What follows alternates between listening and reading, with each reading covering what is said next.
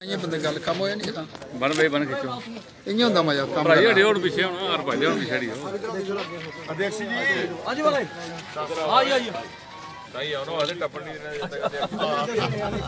Doctor Jitendra Singh जिंदाबाद। Doctor Jitendra भाई मोदी जी जिंदाबाद। नरेंद्र भाई मोदी जी जिंदाबाद। डॉक्टर जितेंद्र सिंह जिंदाबाद। डॉक्टर जितेंद्र सिंह डॉक्टर जितेंद्र सिंह जिंदाबाद। भारतीय जनता पार्टी जिंदाबाद। ये मियां भी फील्ड आओ जनता पार्टी भारतीय जनता पार्टी नरेंद्र भाई मोदी जी डॉक्टर जितेंद्र जी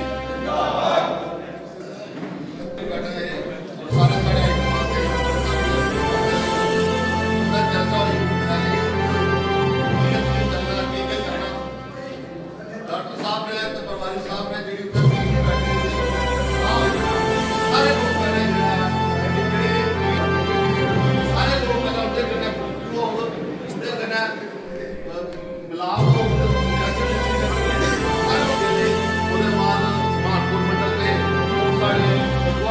सारे लोग मैं सारे आदा के ताली करना डॉक्टर साहब का जोर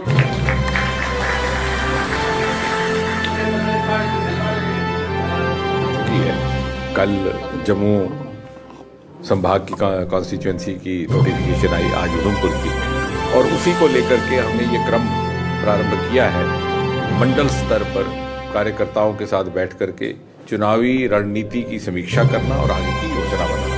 उसके अंतर्गत कल हम हीरानगर में बैठे थे, आज प्रातः कंडी बिलावर मंडल में, उसके उपरांत महानपुर मंडल में, फिर लखनपुर मंडल में और इस समय कठुआ भाजपा कार्यालय में। और साथ ही साथ चुनावी क्षेत्र में कार्यालय इलेक्शन की दृष्टि से खोलने का भी क्रम प्रारंभ किया गया है। जैसा कि आप जानते हैं कठुआ में हमारा इलेक्शन कार्यालय काम करना प्रारंभ कर चुका है। मंडल स्तर पर हमने ये इसका श्री गणेश लखनपुर से किया है, जो कि प्रवेश द्वार है और जो हमारे लिए एक सांकेतिक महत्व रखता है, सिंबॉलिक महत्व, क्योंकि 5 वर्ष पूर्व 2014 के चुनाव के बाद जो मोदी जी के नेतृत्व में कठुआ की विकास यात्रा हमने प्रारंभ की थी, वो इसी कीड़िया घड़ियाल के पुल से की थी।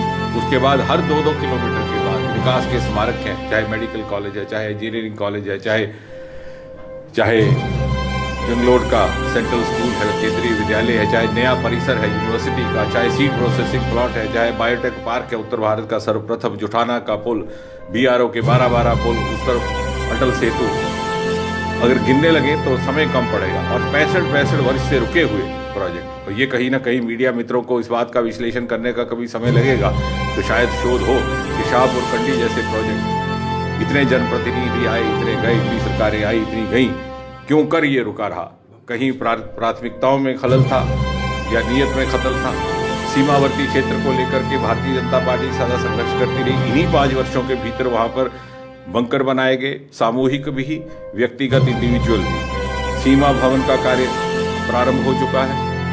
संग्रह राशि से टॉयलेट्स 600 सुलभ टॉयलेट सीमावर्ती गांव में बन चुके हैं। और आखिरी दिन जब मॉडल कोड ऑफ कंडक्ट ने डाला था, आखिरी घंटे में हमने अपने प्रयास और परिश्रम से बॉर्डर एरियाज के लिए, इंटरनेशनल बॉर्डर के समीप सीमावर्ती क्षेत्र में 8 मोबाइल टावर लगवाने की मंजूरी प्राप्त की। और यही नहीं, 3% आरक्षण, ये भी एक सवाल आएगा पिछली सरकारों के ऊपर। यदि आप LOC को 3% आरक्षण दे सकते थे तो कठुआ और सांबा के साथ लगने वाले सीमावर्ती क्षेत्र को क्यों नहीं दिया? ये भेदभाव क्यों कर हुआ? क्योंकि वहां से नेशनल कॉन्फ्रेंस और कांग्रेस के कुछ एक मंत्री चुन करके आते थे। ये अन्याय युवाओं के साथ जो हुआ उसकी भरपाई करने का कार्य भी मोदी जी के नेतृत्व में किया गया।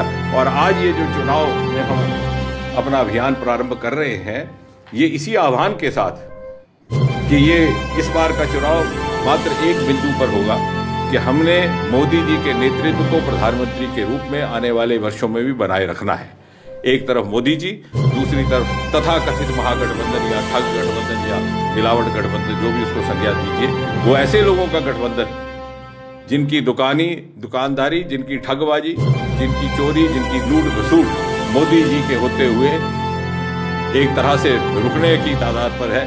और वो अपने अस्तित्व को, अपने धंधे को खतरे में मानते हुए मोदी जी के खिलाफ एक मुहिम शुरू किए हुए। लेकिन यदि हम चाहते हैं कि कठुआ की ये विकास यात्रा, और मैं दावे के साथ कह सकता हूं कि 5 वर्ष के कालखंड में जो विकास हुआ है, आप पिछले 65 वर्ष के किसी भी 5 वर्ष के साथ उसकी तुलना करिए, उसकी तुलना नहीं हो सकती। और यदि हम चाहते हैं कि इस विकास यात्रा को इसी तरह से गति से बनाए रखें, मोदी जी की दया दृष्टि इसी प्रकार बनी रहे, तो हम कठुआ और उधमपुर और डोडा ये क्षेत्र को एक बार फिर से भाजपा को प्रत्याशी बना करके मोदी जी की विजय सुनिश्चित है, लेकिन उन्हें उनकी विजय माला में कठुआ को एक माला, उस माला में कठुआ का भी एक पुष्प रहे और हमारा योगदान रहे, हमारे लिए भी गर्व रहेगा और आने वाले समय में हमारा अधिकार भी रहेगा। भाजपा जो पार्टी है वो राज्य में गठबंधन नहीं बना पा रही। देखिए, भाजपा, जैसे मैंने कहा कि देश भर में मोदी जी के सामने खड़े होने का ना किसी में साहस है, ना इस प्रकार का रुतबा है।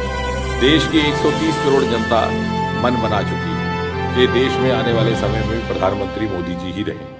अब ये जो गठबंधन बन रहे हैं, ये जैसा मैंने भी पहले भी कहा, ये गठबंधन ऑफ पॉलिटिकल पार्टीज नहीं है, गठबंधन ऑफ प्राइम मिनिस्टरियल एस्पिरेंट्स है।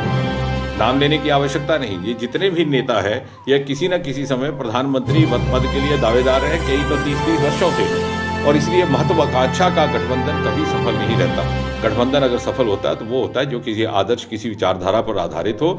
ये गठबंधन बनने से पहले ही विफल हो चुके हैं।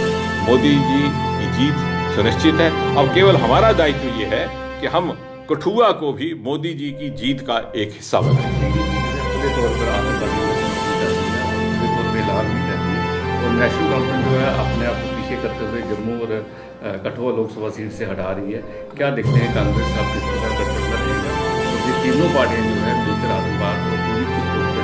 देखिए, जैसे मैं पहले भी कहता रहा हूँ कि कश्मीर के जो तथाकथित मुख्य धारा दल है, चाहे वो नेशनल कॉन्फ्रेंस का है, वो PDP है, वो अलगाववादियों से भी ज्यादा खतरनाक है। और मुझे ये कहते हुए कभी संकोच नहीं हुआ, हालांकि सुनने में बड़ा विचित्र लगता है, क्योंकि अलगाववादियों की तो शराफत ही अलगाववादी है, लेकिन ये मुख्य धारा का चोला पहने हुए अलगाववादी की राजनीति करते हैं। लेकिन उससे भी बड़ी विडंबना ये है, जिसके लिए मुझे लगता है सारे देश को सतर्क रहना होगा, सचेत रह करके उसके आगे का निर्णय करना होगा कि कांग्रेस जैसी पार्टी जो अपने आप को राष्ट्रीय दल कहती है, वो भी इन दलों के साथ जुड़ गई है मात्र अपने तत्कालीन स्वार्थ के लिए।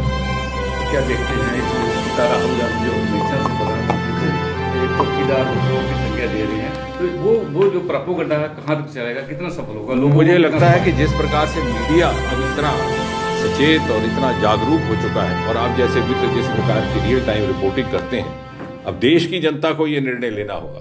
ये बहुत बड़ा प्रश्न है कि जैसे आपने कहा कि अपने आप को प्रधानमंत्री का दावेदार कहने वाले कांग्रेस के नेता यदि ऐसी भाषा का उपयोग करते हैं या इस प्रकार का एजेंडा सामने रखते हैं, तो क्या वो प्रधानमंत्री या किसी और ऊंचे पद में आसीन होने के काबिल है भी कि नहीं? मुझे लगता है इस चुनाव में ये फैसला भी भारत की जनता को करना होगा। नगर सर, NIA की कस्टडी में क्या लगता है सर? देखिए, NIA या CBI स्वतंत्र संस्थाएं हैं।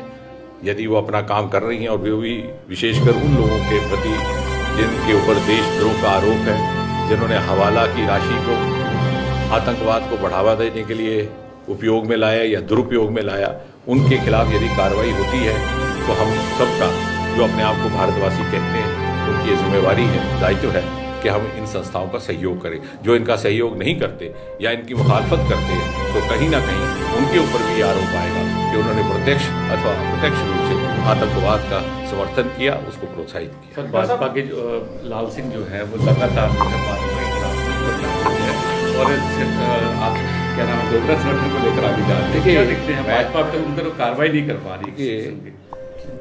सबसे पहली बात तो ये कि मैंने व्यक्तिगत तौर पर अपने संगठन में रह करके एक सबक सीखा था कि विषयों पर बात करिए, व्यक्तियों पर बात ना करिए। और हमारे पास इतने विषय हैं और इतनी पॉजिटिव बातें कि यदि जो विकास कार्य कठुआ में 5 वर्षों में हुए, यदि उनकी गिनती करने लग जाए तो मीडिया मित्रों का समय कम पड़ जाएगा। और जो नेगेटिव बात करते हैं इसलिए करते हैं उनके पास पॉजिटिव कहने के लिए कुछ नहीं।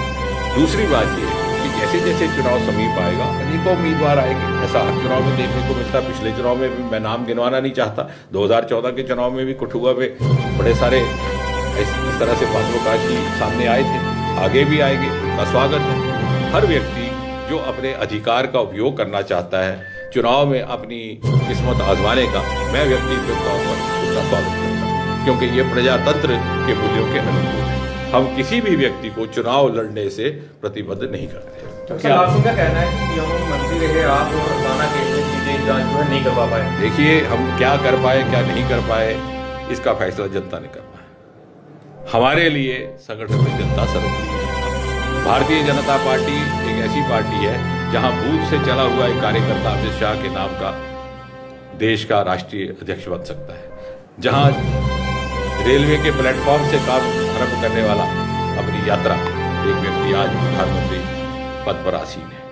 ये पार्टी कार्यकर्ताओं की पार्टी है। इसमें जवाबतलबी कार्यकर्ता के प्रति है और जवाबतलबी देश की जनता के प्रति है। प्रजातंत्र का ये तकाजा है कि जो भी अपने आप को प्रत्याशी समझते हैं या इलेक्शन के लिए उम्मीदवार खड़ा कर रहे हैं, वो जनता को ये मौका दे कि उनके भाग का फैसला करे, उनकी अच्छाई बुराई का फैसला करे, ना कि मीडिया के